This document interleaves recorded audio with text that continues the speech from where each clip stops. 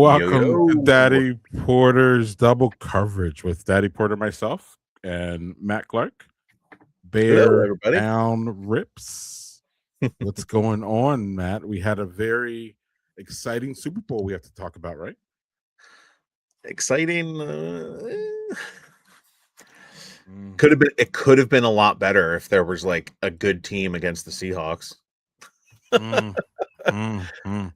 Yeah, the Seahawks dominated, and as it was happening, it kind of wasn't a surprise. But the whole Sam Darnold and this new coach and the transition from Pete went so effortlessly.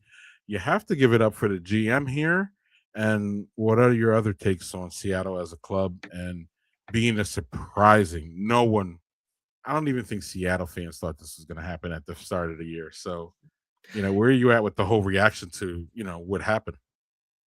My reaction is it is a team that had a very talented defense that just someone wasn't putting the pieces where they need to be. And I think their coach and GM just they figured it out. And sometimes that happens like first year. You see like a lot of first year pop for a lot of teams, and they were able to ride it to the Super Bowl. Having someone like Sam Darnold who proved on the Vikings last year that he can get it done, he can get a team to the playoffs, and then just the coaching staff. Honestly, it there wasn't a ton of changeover with the Seahawks from what I remember. I didn't see a lot of buzz about they didn't sign superstars that, all of their all of their D line are on like really simple small contracts. None of them had more than 10 sacks in the season, but it's just their constant pressure, constant coverage, and like that defense was just suffocating to anybody that went up against them. And Yeah. I really think that I really think having a good defense, we're starting to get to the point now where it's been an offensive league for a really long time, but the defenses are going to matter. And the better defense is most of the time going to win those close games. Um, unless, like Caleb Williams is quarterback and can win the game in the last 2 minutes, because not all quarterbacks can do that either. But like, I mean, yeah, the Patriots put up a garbage time touchdown against them. They would have been beat by Seattle's kicker. Like Mhm. it was impressive. The beatdown that they gave the Patriots was impressive. Mhm. Mhm. And I I, don't I think you can, I don't think you can take anything away from the Seattle team, really. no, nope, can't take anything away from them. Like JSN looked like an absolute just star this year. You had somebody feed like who was able to just feed him the ball. They have two great running backs. Um, I think Charbonnet, I think they would be silly to let Walker leave. Um, I think that tandem works really well. Um, Okay. but yeah, So before I don't think there's much more to say than what we just said here about it. I would like to show, we would like to show our meme of the week, right? yes, I yes, we think would. I think I can do that, right? Yeah. So that was kind of the vibe that the Super Bowl was given. Yeah, Outside of the theatrics of it all and the halftime and all the other, stuff yep, behind it. It was kind of lame, man. But yeah. one of the themes that I think would be wonderful to transition to and bring our guest, which I don't know, y'all. I'm not sure if y'all should get used to having a guest, because we may not have guests. In fact, our format pretty much says not to have a guest, unless he's quick and or unless they're quick and we can get in and out. But I really want to talk a little bit before we get to our next guest about Sam Darnold. And I want to talk about Sam Darnold in the aspect of the draft, which we're going to segue to now because we're going to bring on our friend Nate the Great, who is going to talk to us about. He's a draft person who has put a lot of time in looking at the draft over the years, many years, y'all. So we're going to bring him on quickly, but he has a close, and I want to segue into this so then he can have a comment on this. And I don't want to talk Mm, about Sam Darnold and the whole Vikings thing and all that. No, no, no, no. I want to talk about Sam Darnold as a development quarterback and how he was so highly touted coming out, and everybody thought that he was going to be good, and he landed in the wrong place clearly. But then he even went to a second place, and it didn't work out for whatever reason.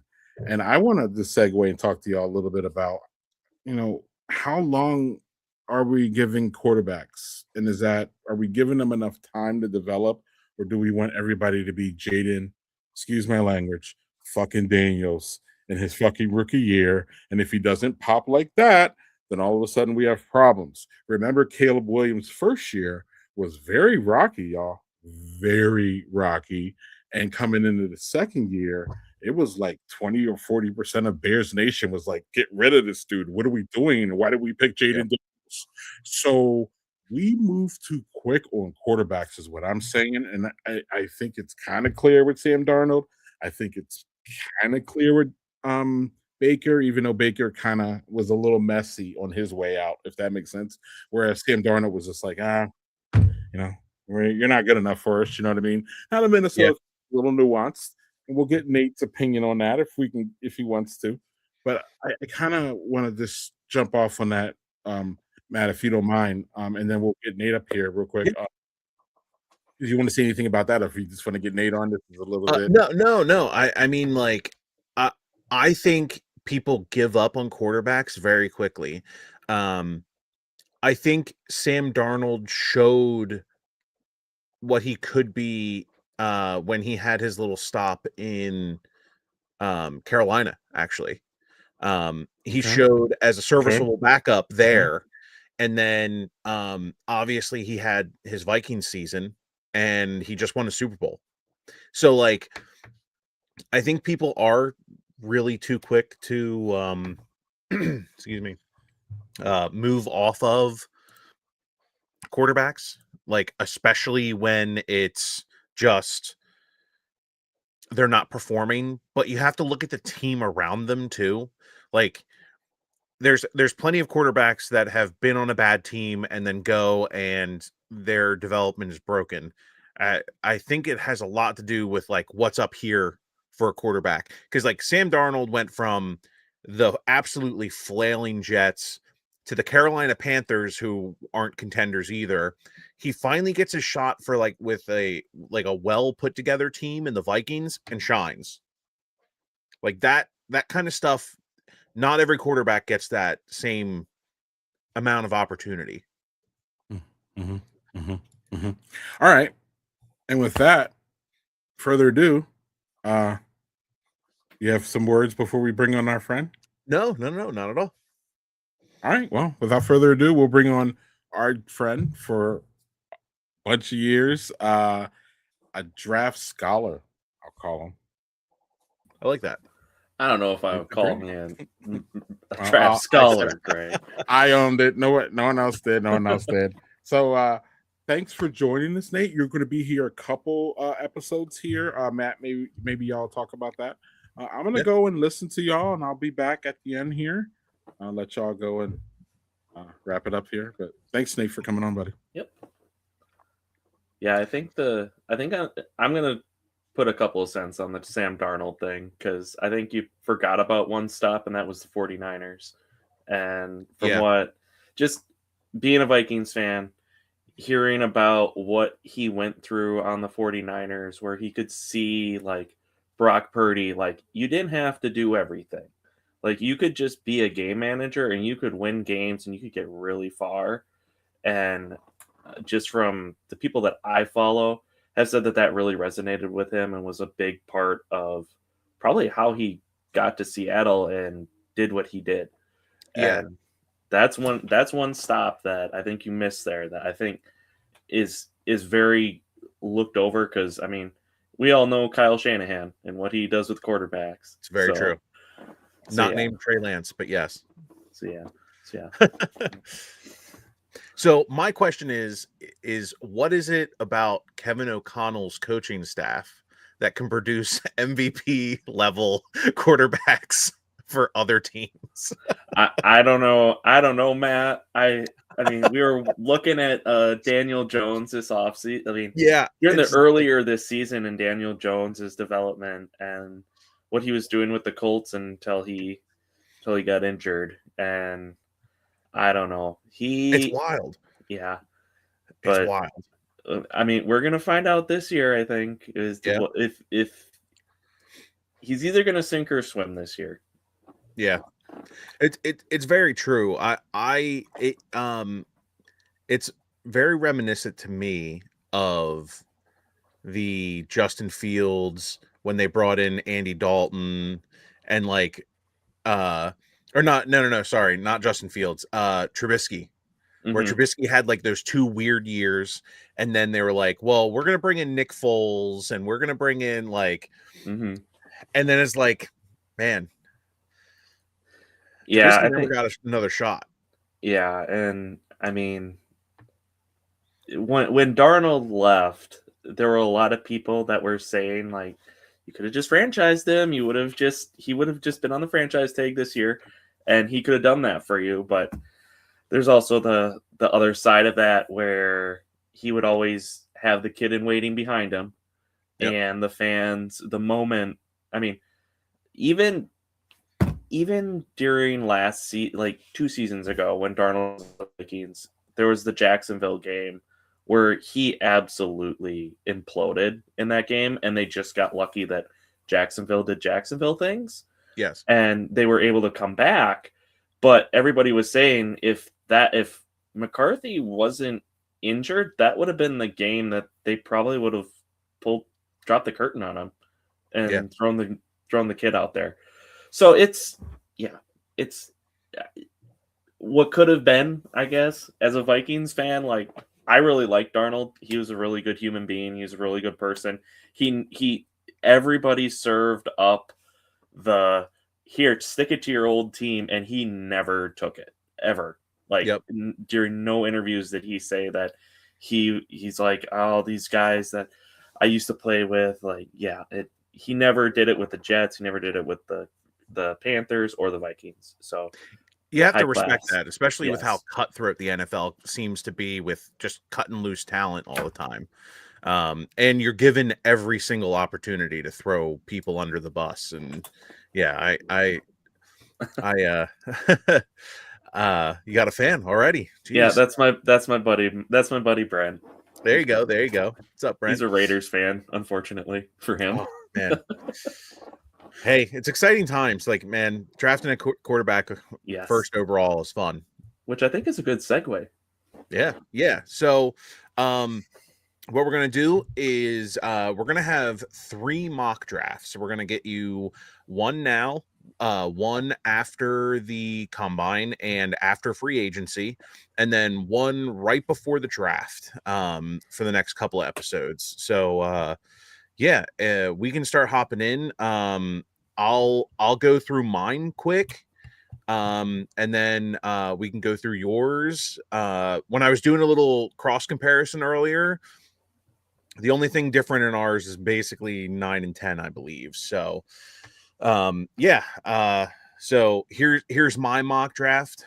Fernando Mendoza, he's the obvious pick, quarterback of the present and possibly the future there.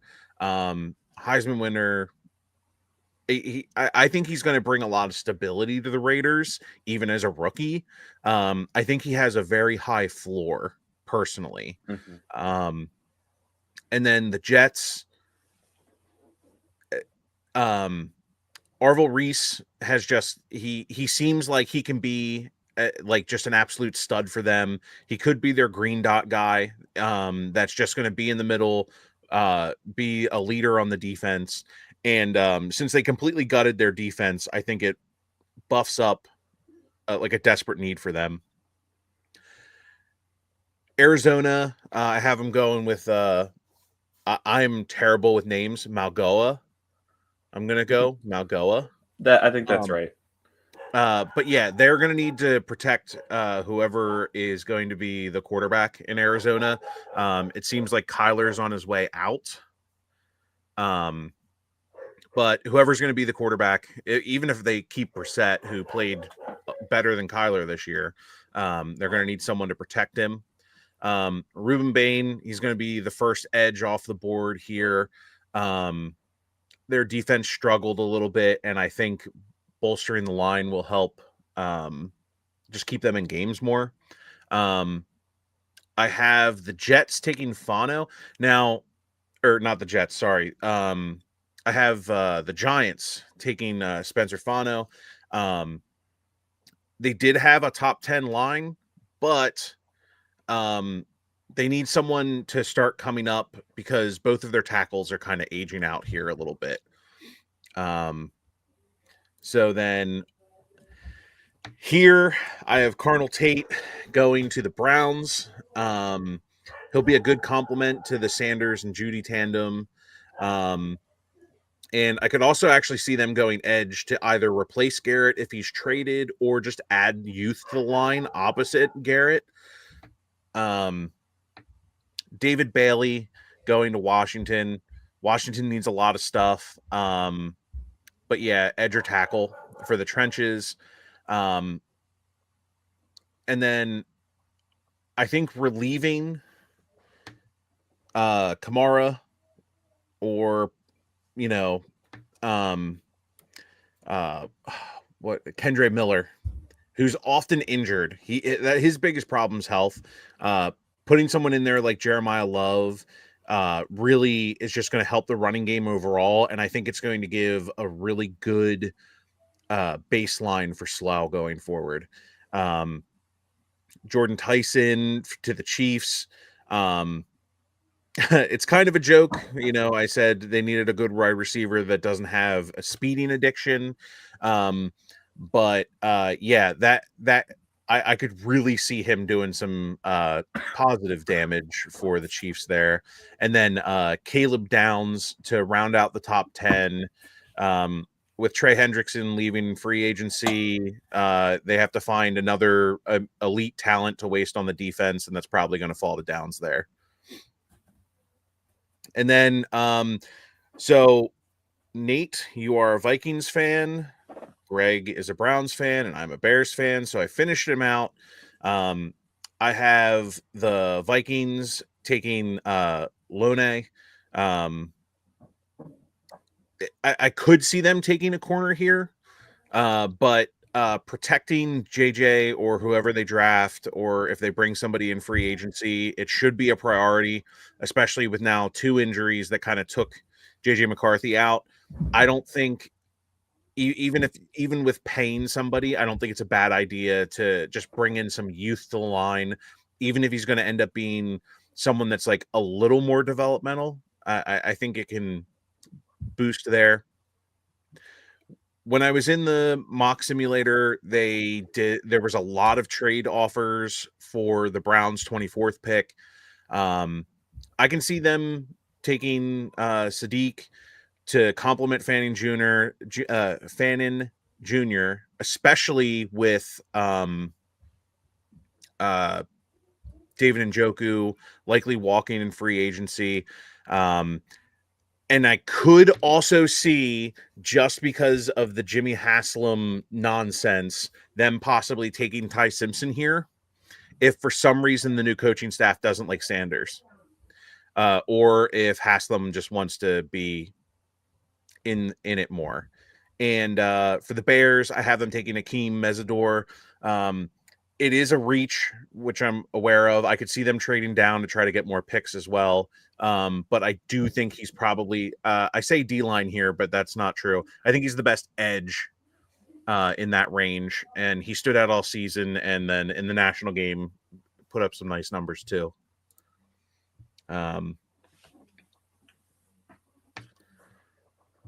Yeah. So yeah, we can hop over to yours then, and we can kind of discuss a little bit then.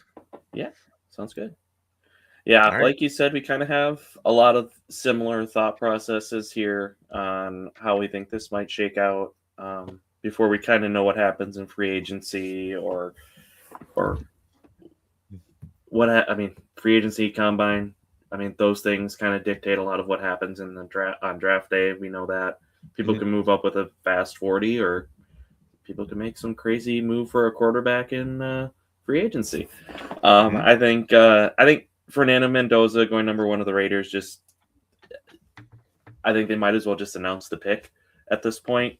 I think it just makes too much sense. It just depends on who they decide they want to bring in to like have as his backup, if they want to keep Geno Smith or if they're going to bring in somebody else to kind of tutor him, because I think that's one of the things that the Raiders don't do the greatest at times, is like they don't take the time to develop their people. But also, like, I think later on in this draft, the Raiders have to really look at their line and finding ways to protect Mendoza, but also Clint Kubiak's style offense should really help him succeed early and get a lot of quick and easy wins. I don't foresee them jumping into the playoffs next year, just based on what Harbaugh has to do for the Chargers. The Chiefs want to get back, and all those other teams that they have in their division. But I think it should definitely, the Raiders should definitely be on the right track with Mendoza. With the Jets, I really aimed to try. There's no quarterbacks, unfortunately, for the Jets. So I went with the quarterback of the defense, with Arvell Reese. I thought linebacker and just the best defensive player in the draft made a lot of sense, especially with their head coach's background. The Cardinals, that's going to get interesting because all signs are pointing towards Kyler's not going to be there anymore. So they have to draft somebody to protect whoever they got, because it's probably not going to be an all-pro at quarterback for the Cardinals. So I went with Magua, and then Ruben Bain to the Titans. They drafted their quarterback last year. So I went edge this year just to really kind of have those two cornerstones that they need to get that organization moving in the right direction. And then for the Giants, I went with Fano. A couple of years back, they drafted Evan Neal. I thought he was going to be a tackle, but it looks like he primarily plays guard now. So I just getting some youth out there and getting somebody to help protect Paxton Lynch from himself, frankly. And then we got Greg's Browns going with a wide receiver, Cardinal Tate. I know Greg. Did you just call Jackson Dart Paxton Lynch? Oh my gosh, I did. Oh, that's a deep cut. That is a deep cut. Yeah. Anyway, that's hilarious, though. Yeah. Cardinal Tate to the Browns. I know Greg said that he wanted 2 linemen on his team, but I mean, Fano and Magua are the clear 1 and 2 at tackle. And I think there's a little bit of a gap there in terms of value. And I mean, you can't question wide receiver for the Browns. I mean, they hardly have anybody on the roster right now that'd be a number 1 anywhere else. And then Washington, their defense is so old this year. I mean, I believe they had Von Miller. They had, what's his name? The linebacker, Bobby Wagner on that defense. They need to get some youth on that defensive side to help Dan Quinn out a little bit. Saints, I was very tempted to make the same pick you did, given Kamara's age. But I think wide receiver makes a lot of sense with how injured Olave has been over the last couple of years. I kind of lean towards, let's just press the wide receiver button. You can't have enough wide receivers. And that was similar for the Chiefs. It was between Lemon and Love for running back. I went with wide receiver, though there was a Dolphins wide receiver released today that might look good back in red and open up a lot of things for Mr. Mahomes. And then Caleb Downs at 10 for the Bengals. Number 18 for the Vikings, I went Avion Terrell. Vikings need a corner. they have such age at corner. They don't really have a clear number one. They need to add youth to that room. They have two pretty good ones right now with Rodgers and sorry, my voice is really going with Rodgers and his name's escaping me right now.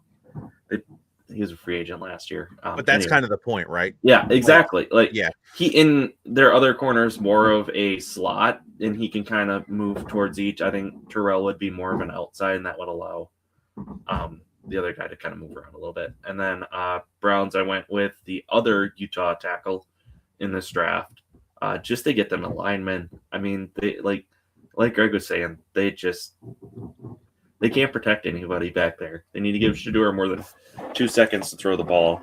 And then I went best defensive player available for the Bears in that last playoff game. Matt, they're missing just premium players there. They really need to, and this is a position in a group of positions, frankly, that I mean, I could see them swiping the credit card this free agency to bring in a lot of talent and free agency on the defensive side. Help that out. So I completely agree there. I could see them swiping the credit card. I could see him sending this pick. There was one insider, I forget who it was, but he just published today that he said it makes a lot of sense for the Raiders and the Bears to make a trade and get Crosby over for DJ Moore this pick. Yep. Because it helps out Fernando Mendoza immediately. It gets money off the books for the Bears, enough to pay Max Crosby what he wants. And then you have Crosby. Whoever you're going to take in the second round would probably be an edge to help out there. And then you got Crosby Sweat going. Yeah. And that would be huge. That would be a very good trade for both sides. Yeah. I think. And I think outside of this, we didn't have our complete mock drafts on here. I think the most interesting picks outside of what we're looking at is going to be where that second quarterback drops. Ty Simpson, I couldn't really find a spot for him. Like Pittsburgh, I was kind of like, but with Rodgers, it's really sounding like Rodgers is going to try and go back there. Right. And I think that might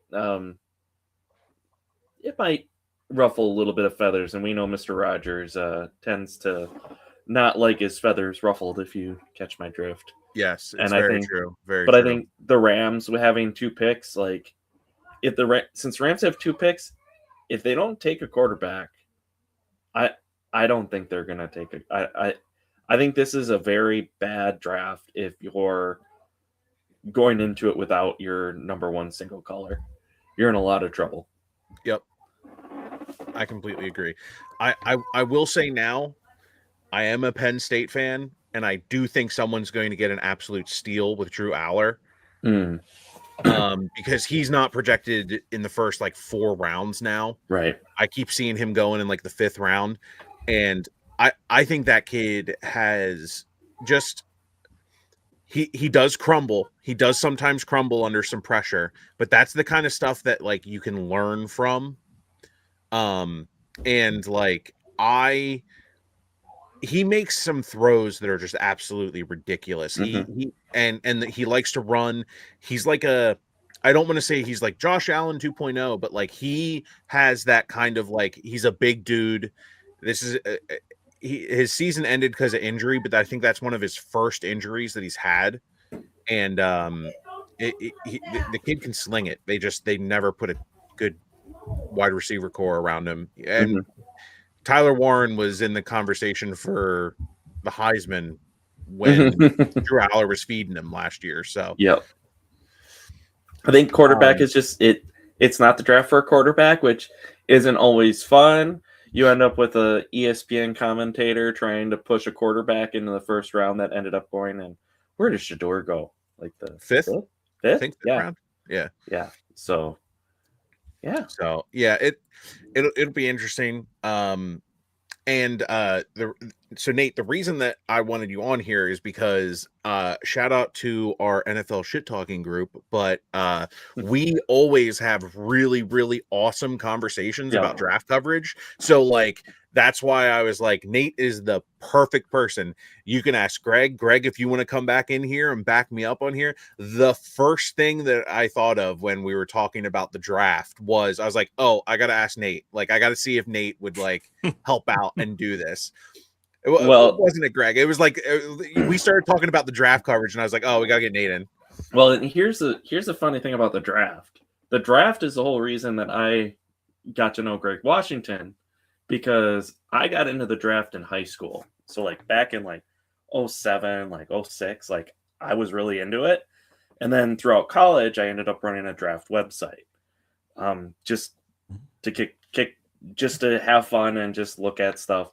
And then that got me into coaching, semi-pro, and that got me into meeting Mr. Washington down there. And we go back a long ways, and the draft is kind of what brought everybody together. So is this a good year for O-line, Matt Clarke? At the top, I think. Yeah, I think at the top. I think there's a lot of talent. It seems like it's more guard heavy for talent that can come up in the ranks and like might surprise some people. Right, coaching is going to matter here. Wide receiver seems pretty top heavy too. This actually seems like it's a really good draft to need defense. Yes. Which I could also see the Bears literally picking entirely defense. Maybe Ben Johnson will take some swings with some of the later picks, but I could really see this being a defensive draft class that we are talking about for a really long time. Yeah, and I think there's a transition happening in the NFL right now where you see a lot of tackles going to guard and a lot of guards going to tackle. Like there's a lot of dual play going on. So just because you drafted a tackle, Greg, doesn't mean he's playing tackle right now. So I mean, any spot on that Browns O line probably use a little bit of shining up. It's the ebbs and flows of defense, right? So the defense starts getting lighter and quicker, so that you need the big bulldozers on the outside to block the edge, and then the D linemen are getting bigger, or the tackles and stuff are getting bigger and slower. So if you have a speedy guard, he can just push that guy off and get to another block. Like it's I think we're starting the transition of outward facing. Well, and then you have the Seahawks coming in the Super Bowl and just completely just road grading the Patriots. So like they're built basically off of the run, and then they sprinkle in the big plays with Sam Darnold's big arm. So yeah, the NFL's it's just funny how far the NFL goes one way towards like offense and like let's run trips and let's run all the way down the field, and then like 5 years later it's back to the running game and is just road grading other teams because everybody got too small trying to defend the pass. So it's very that's why interesting. A good blocking tight end is really, really important. Like if you have a guy that can just do something to the D line before he gets out there and is a problem, like it's hugely beneficial. I mean, the Bears are running 12, 13 personnel like all the time now. And it's just, you see Cole Kmet just stuff somebody, and then it just makes the Bears O-line was drastically improved this year. But in general, like you see someone like Cole Kmet just blasting somebody, then Loveland's just out there wide open because no one can catch him because he's like our light guy, but he can block in the run game really well too. So yeah, I'm just interested to see what happens in free agency and how that changes up our mock drafts. I think it can be. I don't think my Vikings are going to do a whole lot, but I know that they're getting a quarterback. When is that? So the combine is this week, I think. Hold on, give me 1 sec on that. My man. Yeah, I'm going into the schedule right now. It's like very.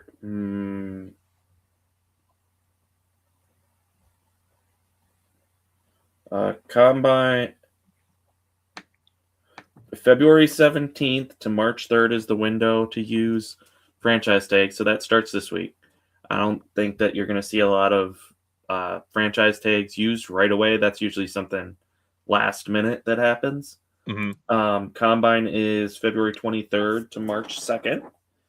And then March 11th is free agency. Yep.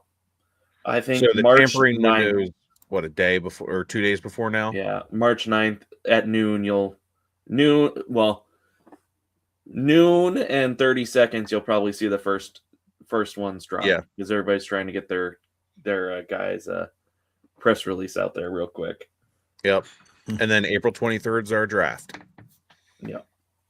And then there's a lot going to be shaken up between now and then. It's going to get very, very interesting. Off season is always fun.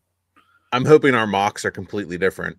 Oh, I think they're going to be. Yeah, I think 2.0 free is going to be agents a lot different, especially with like some of those later picks. Like I could see if Tyreek Hill, for example, who was just released today, ends up back at the Chiefs. I don't think they're throwing a first rounder at a wide receiver. They'll take somebody with talent late. Right. I'm not sure if Tyreek is able to sign with anybody right away, because usually when you depends on what they designated it. I don't know what they designated it. So, but you can get released, and then as long as you clear waivers, you can go and sign with another team right away before free agency. I think it has something to do with the league year starting, though, and I don't think the league year starts until March. Oh, that's where that designation starts. If it's So he's released, but he's not released until March 9th or whatever, or the 11th. Yeah. So he might miss the first wave. I don't know if he counts for the legal tampering for free agency or not. Well, I guess he would. He would. So, It's just the trades and stuff are going to get really interesting too, because they're gonna. That's what. Yeah. Okay. Yeah, this was fun, guys. I really appreciate being asked to come on. I'd love to talk ball with you guys more often.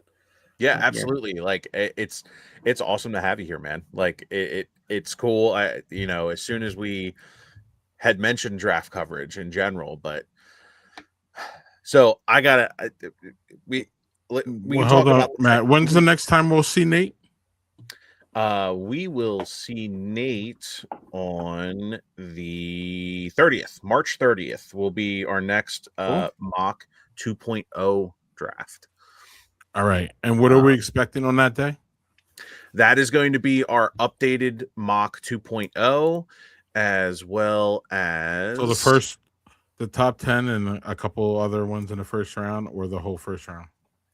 We could do for that one. Let's do a full first round, because then free agency will have shook out. Hold on, sorry, I'm trying to look at my calendar here. Yeah, free agency will have shook out by then. It'll be a lot more interesting for all of the teams once we've kind of seen if they've addressed needs and stuff. It really does shake up a draft. And I always like to look at a mock draft from what a GM's actually going to look for, because there are definitely GMs out there that will go best player available almost no matter what. And sometimes it's great. Sometimes it's to the absolute detriment of their team. Oh, okay. There's a team in Baltimore that tends to draft pretty consistently good. Sorry, Greg. Yeah. I'm good. So on that note, we're clear here, right? Mm-hmm. For this evening. Okay, Matt. Yeah. Matt, you said you had something to say about the draft going out here, or the off season, or something that you. I would just like to apologize. Yeah, I mean, to a few people here about Man, I was so wrong about the Tyler Warren Colston Loveland thing. I don't I don't know if you guys remember on draft night when they drafted Colston Loveland. I was like, what the are they doing? What the hell? Like, I was like, I don't understand it. I mean, I guess if this is going to be a Ben Johnson pick, it's going to be a Ben Johnson pick. And man, I was so wrong. I love Tyler Warren. I'm a Penn State fan. I was he had a great rookie season. Was he the best? Was he PFF's highest rated rookie? No. Do you know who was? Colston motherfucking Loveland. You were so mad on draft night. I was so mad. I was so mad. So yeah, like, oh, I was so mad. And you know what? I was wrong. And I owe an apology to anyone that saw me crash out about that. So there's that. Apology accepted.